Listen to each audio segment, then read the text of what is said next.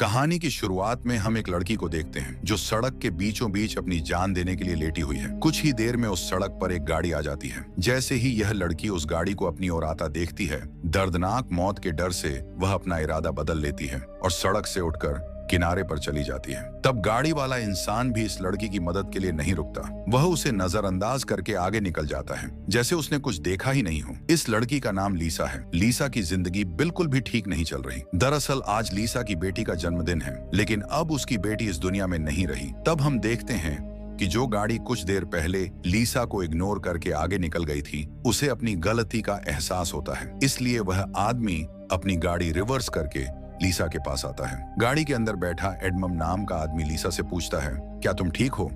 जिस पर लीसा जवाब देती है, हाँ मैं ठीक हूँ, मुझे कुछ नहीं हुआ। इस पर उस आदमी ने लीसा को बताया, इस सुनसान इलाके से शहर काफी दूर है, इसलिए अगर तुम चाहो तो मैं तुम्हें शहर तक लिफ्ट दे सकता हूँ। लीसा मान जाती है और फौरन उसकी गाड़ी में बैठ जाती है। सफर के दौरान एडमम लीसा से पूछता है, तुम अकेली इस सुनसान जगह में क्या कर रही थी? लीसा ने एडमम को बताया, आज मेरी बेटी का जन्मदिन है, जिस वजह से वो आज मुझे बहुत याद आ रही है, पर बदकिस्मती से वो अब इस दुनिया में नहीं रही और अब मैं बिल्कुल अकेली हूँ। कोई भी ऐसा नहीं है इस दुनिया में जिससे मैं अपना दुख कह सकूं। लीसा की यह बात सुनकर एडमम कहता है, अच्छा, इस वजह से तुम रास्ते के बीचों बीच मरने के लिए लेटी हुई थी। जवाब में लीसा ने कहा, मैं मरना नहीं चाहती, बस एक बार किसी तरह से अपनी बेटी से मिलना चाहती हूँ। तभी लीसा कार का रेडियो ऑन कर लेती है। रेडियो पर एक न्यूज चल रही होती है। रिपोर्टर बताता है कि जंगल में एक सीरियल किलर घूम रहा है और आज सुबह इस किलर ने 2 और लड़कियों को मार दिया है। पुलिस के पास उस किलर की तस्वीर तो नहीं है, लेकिन उन्हें इस बारे में यह जानकारी मिली है कि कातिल एक गोरे रंग का आदमी है, जिसके पास ब्राउन कलर की गाड़ी है और उसके दाहिने हाथ पर एक क्रॉस का निशान है। यह खबर सुनकर लीसा के पैरों तले जमीन खिसक जाती है, क्योंकि रिपोर्टर रेडियो पर जिस कातिल का हुलिया बता रहा था वो कोई और नहीं बल्कि एडमम ही था। उसके हाथ में क्रॉस का निशान देखकर लीसा बहुत ज्यादा डर जाती है। इससे पहले कि लीसा खुद को बचाने के लिए कुछ कर पाती, तभी एडमम अचानक जोर से कार का ब्रेक लगाता है, जिससे लीसा का सिर तेजी से कार के डैशबोर्ड से जा टकराता है और लीसा बेहोश हो जाती है। कुछ देर बाद जब लीसा की आंखें खुलती हैं, तब उसने खुद को एक अजीब से बंकर में कैद पाया, जो चारों ओर से लोहे की मजबूत दीवारों से बना हुआ था। लीसा खुद को इस बंद जगह में कैद पाकर बहुत ज्यादा घबरा जाती है और मदद के लिए चिल्लाने लगती है, लेकिन उसकी मदद करने कोई नहीं आता। हम देखते हैं कि लीसा को एक अलग तरह का सूट पहनाया गया है और उसके हाथ में एक घड़ी भी पहनाई गई है। लीसा उस घड़ी को निकालने की बहुत कोशिश करती है, लेकिन वो घड़ी इतनी मजबूत थी कि काफी कोशिश के बाद भी वह उसके हाथ से नहीं निकलती। आखिर में जब उसे रियलाइज होता है कि इस जगह से निकलना इम्पॉसिबल है, तो वह थक हार कर एक जगह पर बैठकर रोने लग जाती है। तभी अचानक उस चेंबर का दरवाजा खुलता है। लीसा देखती है कि दरवाजे के दूसरी ओर एक सुरंग है। उस सुरंग के अंत में रोशनी नजर आ रही थी। लीसा को समझ आया कि अगर इस जगह से बाहर निकलना है तो इस सुरंग से होकर निकलना पड़ेगा। लीसा खुश हो जाती है कि उसे बाहर निकलने का रास्ता मिल गया है, लेकिन जैसे ही वह सुरंग के अंदर चली जाती है, तभी अचानक उसके पीछे उस चेंबर का दरवाजा अपने आप बंद हो जाता है। यह देखकर लीसा की सांस रुक जाती है और अब उसे समझ आता है कि वो पहले से भी ज्यादा खतरनाक जगह में फंस गई है। तभी अचानक लीसा के हाथ में बंधे ब्रेसलेट में अलार्म बजने लगता है और 11 मिनट का टाइमर सेट हो जाता है। यह देखकर लीसा समझ जाती है कि मुझे 11 मिनट में यहाँ से निकलना होगा, नहीं तो मैं हमेशा के लिए यहाँ बंद रह जाऊंगी। इसीलिए लीसा अपने हाथों और पैरों के बल रेंगती हुई जल्दी से उस रोशनी की तरफ बढ़ने लगती है। लेकिन जैसे ही वह उस रोशनी के करीब होती जा रही थी, तभी अचानक उस सुरंग का आगे का दरवाजा धीरे धीरे बंद होने लगता है। यह देखकर लीसा और तेजी से आगे बढ़ने लगती है, लेकिन जब वो उस दरवाजे के पास पहुंचती है तो वो दरवाजा पूरी तरह से बंद हो चुका होता है। लीसा को कुछ समझ नहीं आता कि अब यहाँ से कैसे निकला जाए। वो चीख चीख कर रोने लगती है। तभी उसकी नजर उस दरवाजे के बगल से जा रही एक दूसरी सुरंग पर पड़ती है, लेकिन वो रास्ता बहुत ज्यादा तंग था। लीसा को अब कोई और दूसरा रास्ता नजर नहीं आ रहा था। इसीलिए लीसा हिम्मत करके किसी तरह उस सुरंग के अंदर चली जाती है और काफी मुश्किलों के बाद वह उस रास्ते को पार कर लेती है और आगे बढ़ते हुए एक ऐसी जगह पर पहुंच जाती है जहां एक प्लेटफॉर्म की तरह 2 रास्ते बने हुए थे। एक रास्ता ऊपर से जा रहा था और दूसरा रास्ता नीचे से। लीसा को कुछ समझ नहीं आया और वह ऊपर के रास्ते को चुनती हुई घुटनों के बल आगे बढ़ने लगी, लेकिन थोड़ा आगे जाते ही नीचे का फ्लोर ऊपर उठने लगा। अगर वक्त रहते लीसा वहां से नहीं निकल पाई तो नीचे का रास्ता उसे ऊपर चिपकाकर मार देगा। लीसा डर के मारे तेजी से आगे बढ़ने लगी। वो उस जगह के बीच बस पिसने ही वाली थी कि तभी इस सुरंग के अंत तक उसका हाथ पहुंच जाता है और जैसे ही वह रास्ता पूरी तरह से बंद होने वाला था, लीसा अपनी जान बचाकर वहां से निकलने में कामयाब हो जाती है। खुद को कुचलने से बचाकर वह एक सुकून की सांस लेती है, लेकिन उसे पता नहीं था कि अब उसके लिए मुश्किलें और भी बढ़ने वाली हैं, क्योंकि आगे का रास्ता और भी ज्यादा खतरनाक है। तभी उसके घड़ी में अलार्म बज उठता है। यह अलार्म बता रहा था कि आधा समय बीत चुका है और अब उसके पास सिर्फ 5 मिनट बाकी हैं।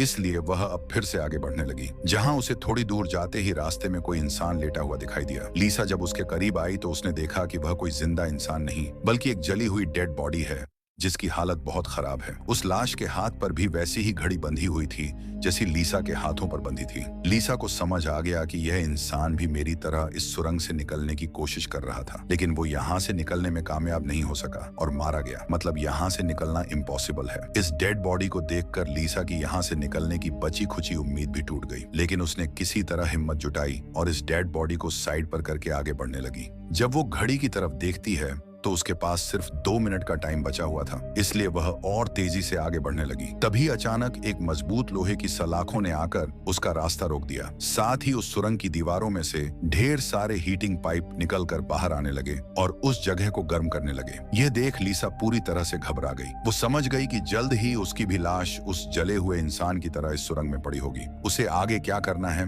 कुछ समझ नहीं आ रहा था। तभी उसके पीछे दीवार का एक छोटा सा सेक्शन खुल गया, जिसे देख लीसा पीछे की तरफ रेंगती हुई उसके अंदर घुस गई। अगले ही पल एक कांच के दरवाजे ने इस सेक्शन को पूरी तरह से बंद कर दिया। जैसे ही लीसा के हाथ में बंधी घड़ी में टाइमर 0 पर पहुंचा, तभी उन हीटिंग पाइप से आग फुवारे की तरह निकलने लगी और देखते ही देखते वो पूरी सुरंग आग की लपटों में डूब गई। लीसा जिस सेक्शन में बंद थी वह पूरी तरह से सिक्योर था, जिस वजह से उसकी जान बच गई। कुछ देर बाद वो हीटिंग पाइप्स वापस दीवार में चली गई। लीसा जिस सेक्शन में बंद थी उस चेंबर का दरवाजा खुल गया। लीसा ने जो कुछ अभी अपनी आंखों के सामने देखा, उस वजह से लीसा उस सेक्शन से बाहर नहीं निकलना चाहती थी, पर उस सेक्शन की दीवार लीसा को बाहर धकेल देती है और पहले की तरह अपने आप सुरंग से जुड़ गई। लीसा जैसे ही वहां से बाहर आई तभी उसकी घड़ी में फिर से 11 मिनट का टाइमर सेट हुआ। वह जैसे ही थोड़ा आगे बढ़ी तभी उस सुरंग का ऊपरी हिस्सा नीचे आने लगा और बिल्कुल उसके साथ आकर चिपक गया। बस इतना गैप बचा कि वह रेंगते हुए यहाँ से आगे निकल सके। लीसा अब पूरी तरह से बेबस हो चुकी थी। वो जोर जोर से रोने लगी। जब उसकी नजर घड़ी पर पड़ी तो वहाँ उसका टाइम खत्म हो रहा था, जिसका मतलब था कि अब से ठीक 11 मिनट बाद फिर से उस सुरंग में आग का सैलाब आएगा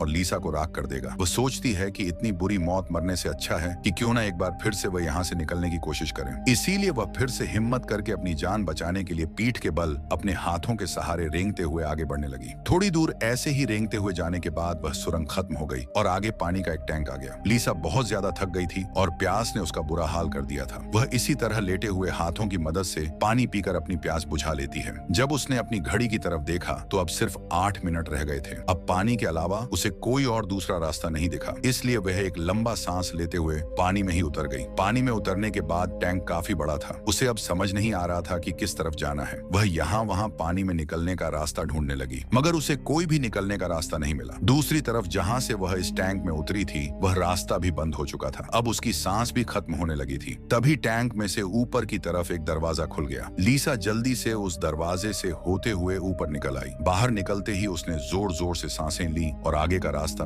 तय करने लगी। लेकिन लीसा बहुत ज्यादा थक चुकी थी। आगे बढ़ना उसके लिए बहुत मुश्किल हो रहा था और कुछ ही देर में भारी थकान की वजह से लीसा के बीच रास्ते में ही आंख लग गई। लेकिन तभी लीसा के कानों में किसी के चीखने की आवाज गूंज उठी। वहां और भी कोई था जो मदद के लिए पुकार रहा था। उसकी आवाज सुनकर लीसा के अंदर बचने की एक उम्मीद जाग उठी, इसीलिए वह जल्दी से उस आवाज का पीछा करने लगी। अचानक एक जगह उसके ठीक नीचे एक दरवाजा खुला जिसके अंदर उबलता हुआ तेजाब था। लीसा उस तेजाब में गिरने से बाल बाल बची। वो तेजाब इतना खतरनाक था कि एक मजबूत लोहे को भी कुछ सेकंड में पिघला देता।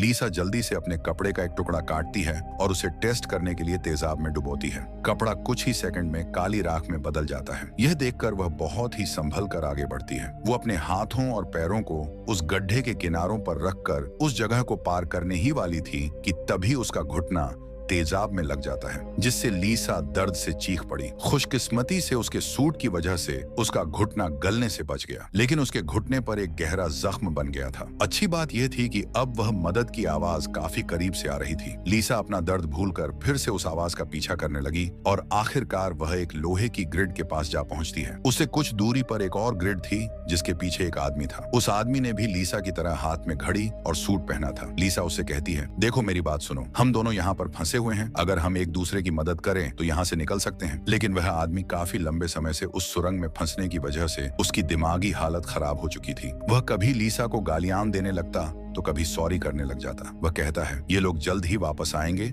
और हम दोनों को मार देंगे। यह कहकर वह पागल जोर जोर से हंसने लगा। तभी लीसा देखती है कि उसके हाथ में बंधी घड़ी में 60 सेकंड की काउंटिंग शुरू हो गई है। वो हीटिंग पाइप्स दोबारा दीवारों से बाहर निकल आए और इस बार बचने के लिए जो सेक्शन था वो लीसा और उस आदमी के बीचों बीच खुलता है, जिसमें सिर्फ एक ही इंसान के छिपने के लिए जगह थी। अब या तो वह पागल आदमी बचेगा या फिर लीसा। अगले ही पल लीसा और उस पागल आदमी के आगे जो लोहे की ग्रिड थी वह हट गई। ये दोनों तेजी से उस चैम्बर की तरफ भागने लगे और दोनों एक साथ चैम्बर तक पहुंचे, जिसके बाद यह दोनों एक दूसरे को मारने लगे। उस बीच कभी लीसा उस पागल आदमी को चैम्बर से बाहर निकाल देती तो कभी वह पागल आदमी लीसा को बाहर धकेल देता। लेकिन आखिर में जैसे ही वक्त खत्म होने वाला होता है, लीसा उस आदमी को लात मारकर चैम्बर से बाहर कर देती है। वह आदमी लीसा को पैर से पकड़कर बाहर निकालने की कोशिश करता है। तभी 60 सेकंड खत्म हो गए और उस चैम्बर के शीशे के दरवाजे ने उस आदमी का हाथ काट दिया। दर्द से वह आदमी चिल्ला उठा। तभी लीसा की नजर उस आदमी के हाथ पर पड़ी जिस पर क्रॉस का टैटू बना हुआ था। उस टैटू को देखकर लीसा समझ जाती है कि यह आदमी कोई और नहीं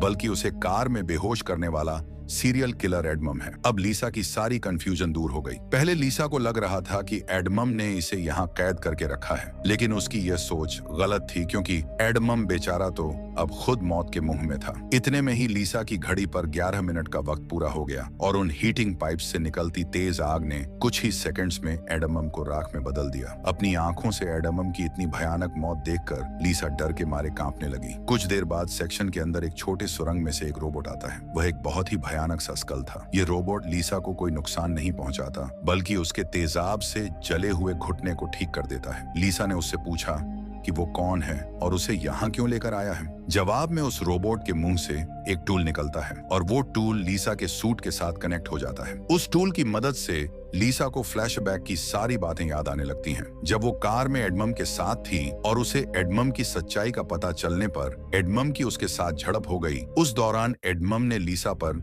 चाकू से सीने पर वार किया और कार से बाहर फेंक दिया था। उसी पल लीसा को आसमान से उसकी ओर आती एक सफेद रोशनी दिखाई दी थी, जिसके बाद लीसा वापस प्रेजेंट में आती है। लीसा को अब एक बात समझ आ जाती है कि उन एलियंस ने ही दरिंदे एडमम से उसकी जान बचाई थी और उसे यहाँ लाए थे।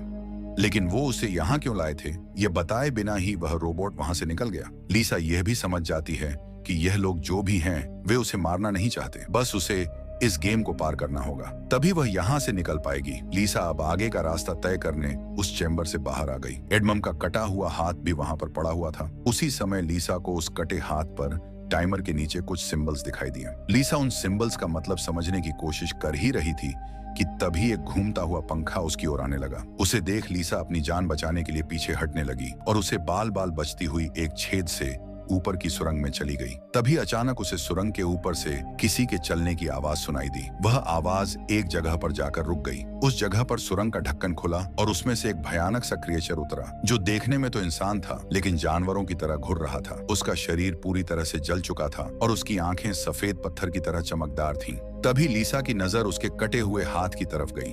उसका कटा हुआ हाथ देखकर लीसा समझ गई कि वह कोई और नहीं बल्कि एडमम है, जो जलने के बाद एक राक्षस में बदल चुका है। अब वह लीसा को मारना चाहता था। एडमम की आंखें जल गई थीं। इस वजह से वह लीसा को देख तो नहीं सकता था, पर वह सुन सकता था। लीसा चुपचाप धीरे धीरे आगे बढ़ने लगती है, लेकिन तभी उसकी घड़ी के फर्श पर टकराने से एक हल्की सी आवाज गूंज उठी, जिससे एडमम को उसकी भनक लग गई और तेजी से लीसा को मारने के लिए उसके पीछे आने लगा। लीसा उसके हाथ लगने ही वाली थी कि तभी लीसा एक पतली सुरंग से उस पार चली गई। एडमम को कुछ नजर न आने की वजह से वह उस जगह को पार नहीं कर पाया। लीसा उस सुरंग से आगे बढ़ती हुई एक ऐसी जगह पर पहुंची जहां उसके पास आगे जाने के लिए 2 रास्ते थे। लीसा को कुछ समझ नहीं आ रहा था कि किस रास्ते को चुनना चाहिए। वह बहुत सोचने के बाद जब उसे कुछ समझ नहीं आता तो वह एक अंदाजे से लेफ्ट वाले सुरंग में घुस जाती है। सुरंग के बाहर एक कमरा था जिसकी चारों ओर कांच की दीवारें थीं। उन दीवारों पर लीसा को उसके पैदा होने से लेकर अपनी बेटी को जन्म देने तक की सारी यादें दिखाई दे रही थीं। वहां लीसा ने यह भी देखा कि किस तरह उसकी लापरवाही की वजह से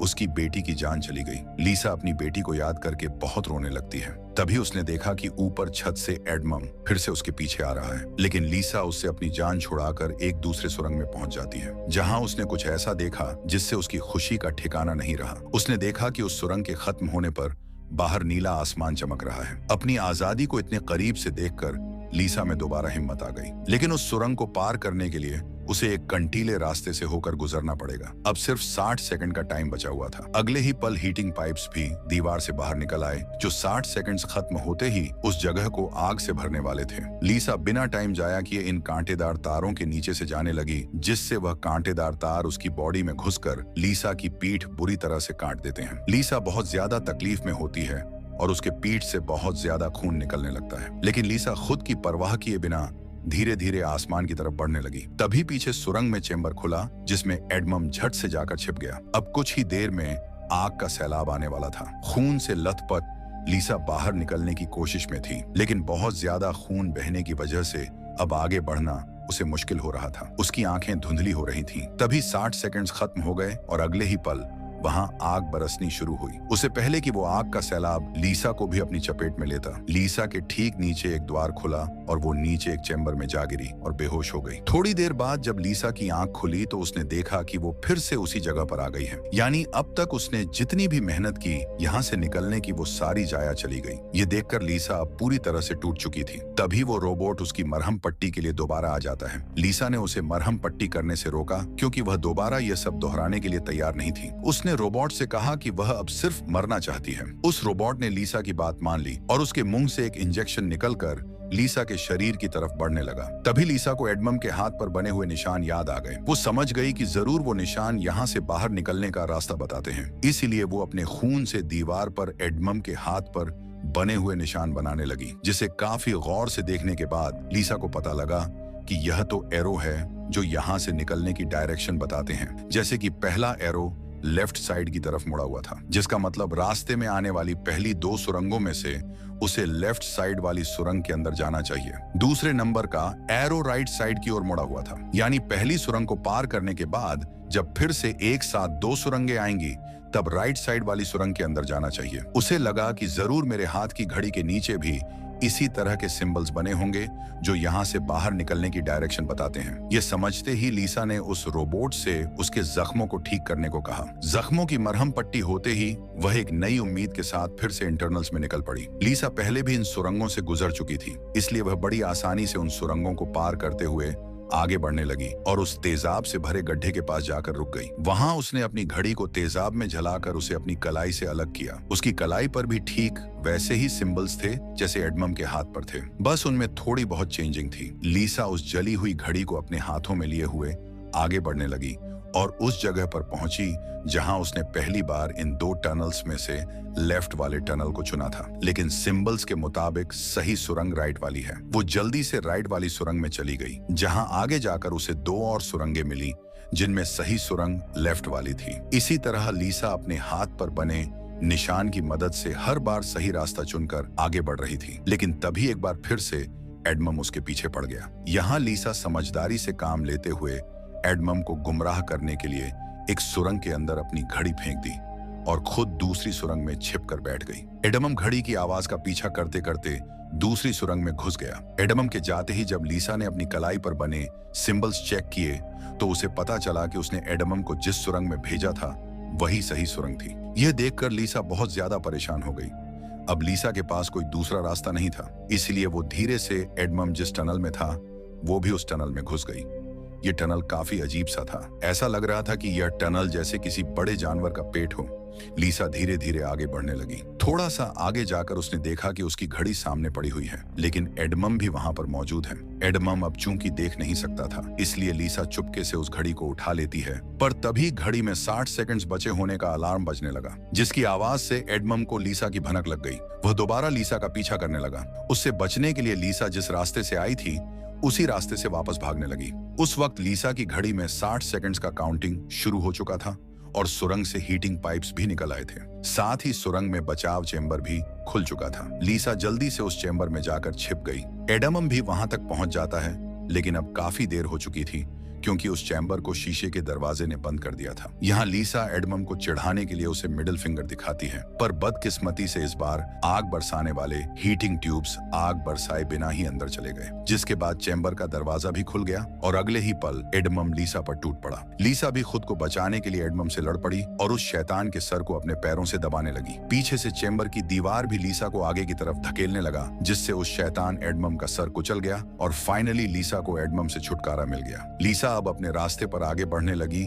जहां आगे चलकर उसे वापस 2 रास्ते मिले। उसकी कलाई पर बने सिंबल्स के मुताबिक उसे राइट वाले सुरंग से जाना था और यह उस भूल भुलैया की आखिरी सुरंग थी। लेकिन तभी लेफ्ट वाली सुरंग से एक लड़की बाहर निकल आई। उसे देख लीसा की आंखें खुली की खुली रह गई और वह रोने लगी, क्योंकि यह लड़की कोई और नहीं बल्कि उसकी बेटी नीना थी। नीना के मरने के बाद से लीसा ने जीना ही छोड़ दिया था। उसकी बस यही एक ख्वाहिश थी कि वह किसी तरह नीना से मिल पाए और आखिरकार आज उसकी यह ख्वाहिश भी पूरी हो गई। नीना ने अपनी माँ लीसा से कहा, अब दोबारा मुझे फिर से अकेला मत छोड़ना। जिस पर लीसा ने जवाब दिया, नहीं बेटा, मैं हमेशा तुम्हारे साथ रहूंगी। नीना बोली, तो फिर आओ मेरे साथ लेफ्ट वाले टनल में चलो। लीसा रोते हुए बोली, नीना, मैं तुम्हें फिर से खोना नहीं चाहती, लेकिन सच तो यह है कि तुम पहले ही मर चुकी हो और मेरी मंजिल दूसरी सुरंग में है। इतना कहकर लीसा वहां से जाने लगी। पीछे से नीना उसे पुकारती रही, लेकिन लीसा ने दिल पर पत्थर रखकर उस सुरंग से बाहर निकल लिया। बाहर आते ही लीसा फूट फूट कर रोने लगी। उसके बाद उसने बिना समय गंवाए राइट वाली सुरंग में घुस गई,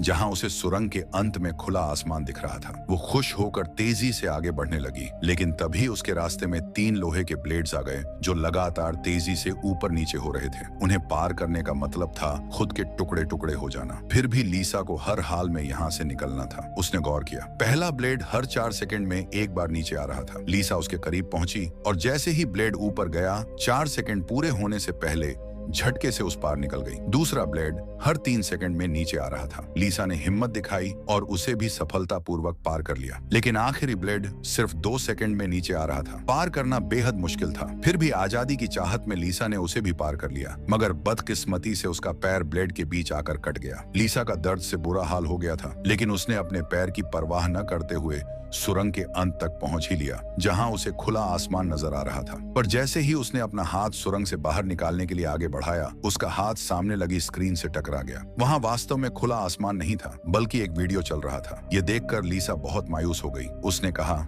मैंने वो सब कुछ किया जो मुझे करने को कहा गया था। फिर वो पागलों की तरह हंसने लगी। तभी सुरंग से हीटिंग पाइप्स निकल आए, क्योंकि अब कुछ ही देर में 11 मिनट का समय खत्म होने वाला था। लीसा अब सुकून से मौत का इंतजार करने लगी, लेकिन इस बार हीटिंग पाइप्स उसे जलाए बिना ही वापस सुरंग में चले गए। अचानक सुरंग का ऊपरी हिस्सा खुल गया और एक तेज रोशनी लीसा पर पड़ी। उसका शरीर अपने आप हवा में उठने लगा और उस रोशनी में समा गया। थोड़ी देर बाद जब लीसा की आंख खुली तो उसने खुद को एक झरने के किनारे पाया। उसे देखकर लीसा के चेहरे पर मुस्कान लौट आई। वहां नीना भी मौजूद थी। लीसा ने पूछा, क्या मैं मर चुकी हूँ? नीना ने जवाब दिया, तुम्हारा शरीर एक बार नहीं बल्कि अब तक कई बार मर चुका है। लीसा ने फिर पूछा, अब यहाँ मुझे क्या करना है? नीना बोली, यहाँ तुम्हें बस जीना है और कुछ नहीं करना। यहाँ लीसा को एहसास हुआ कि वो जिस जगह पर अब मौजूद थी वो दुनिया नहीं बल्कि स्वर्ग जैसी खूबसूरत जगह थी। शॉर्टकट एक्सप्लेनेशन, जब लीसा एडम के साथ कार में सफर कर रही थी, तब एडम ने चाकू से उस पर हमला करके उसे मार डाला। मरने के बाद लीसा सीधे नर्क में पहुंची। वहां उसके पाप धुल गए और अंत में वो स्वर्ग पहुंच गई। इसी के साथ यह कहानी खत्म हो जाती है।